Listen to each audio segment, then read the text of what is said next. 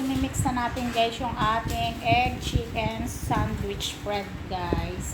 So, ito na yung guys yung ating chicken. And then, ilagay na natin guys yung ating egg. Naku, baka hindi kasya dito. So, ayan.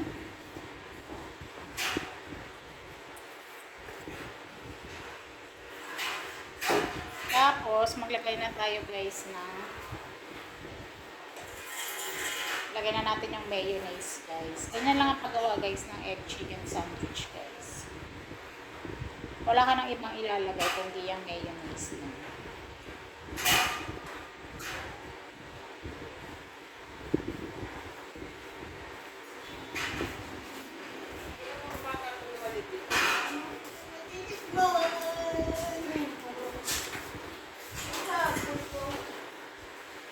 Ayan guys, i-mix na natin.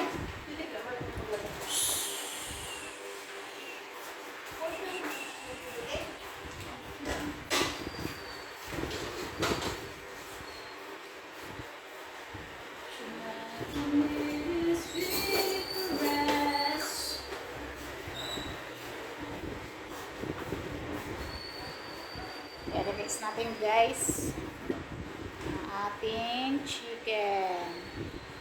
Ayan, ganyan lang ang pag-mix niya.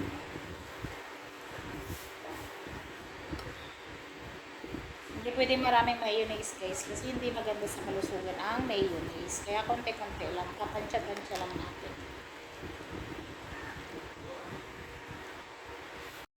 Eto na guys, ang finished product ng aking ginawang egg chicken sandwich bread.